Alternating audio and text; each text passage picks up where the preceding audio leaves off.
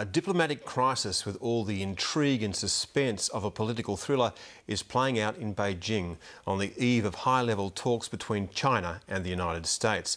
A blind Chinese dissident who escaped from house arrest and was hiding in the US embassy in the Chinese capital has emerged and is now in a Chinese medical facility.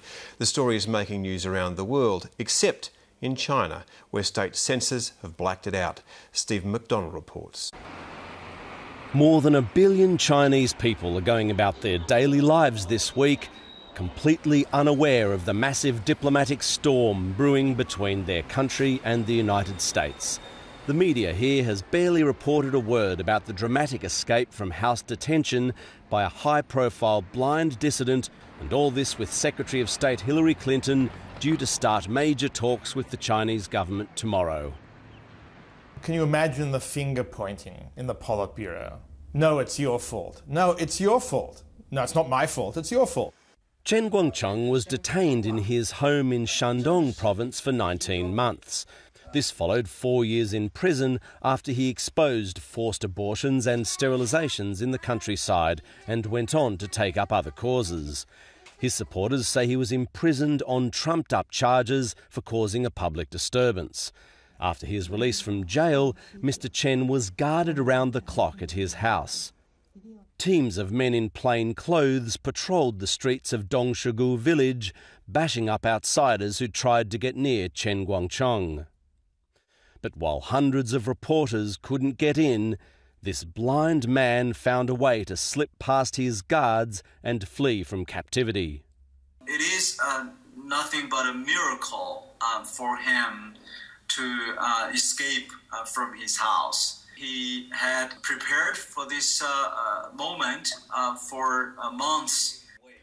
We spoke to Reverend Bob Fu via the internet from his home in Texas. The Christian activist has close links to those who helped Chen Guangcheng escape. He was able to walk out of his home and climb the wall and cross a river, and even stumbled for about 200 times. And when our friends went there and picked him up, and they found this poor man had been covered with mud and water. After an 8-hour drive to a secret location in Beijing, Chen Guangcheng brazenly met fellow dissident Hu Jia. He also recorded a message of concern about the safety of his family back in Dongshigu village. I am finally free, but I'm worried that my mother, my wife and my child are still under their control. They will keep on persecuting them, and since I am now free, they will look to take out revenge on my family. His message was addressed directly to China's number 2 leader Wen Jiabao, seen by some as a more liberal force in the Communist Party.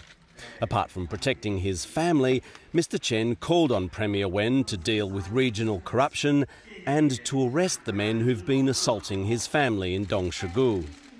The video message lists names and details of supposed events. More than a dozen men broke into my house to beat up my wife. They pushed her to the floor, covered her with a quilt and beat and kicked her for several hours. They also beat me up violently.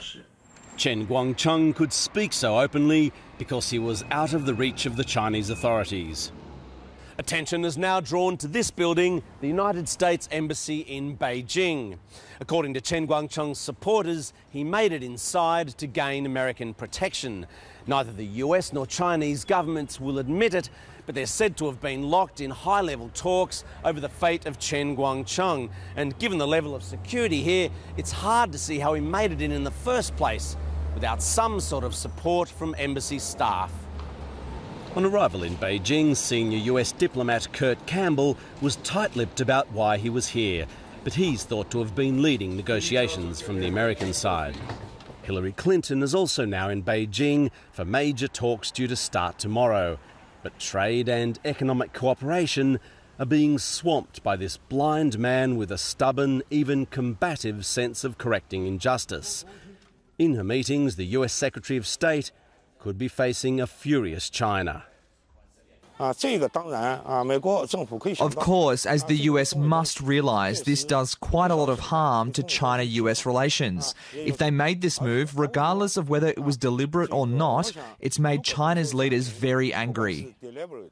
That he could escape. A blind man has managed to leave his house, scale a wall that has been built specifically to keep him contained, and then to spirit himself out of a town that is basically on 24-hour, 7-day-a-week alert over his presence, and get himself into a car and then to travel, as I said, hundreds of kilometers to Beijing and then get himself into the American embassy is extraordinarily embarrassing.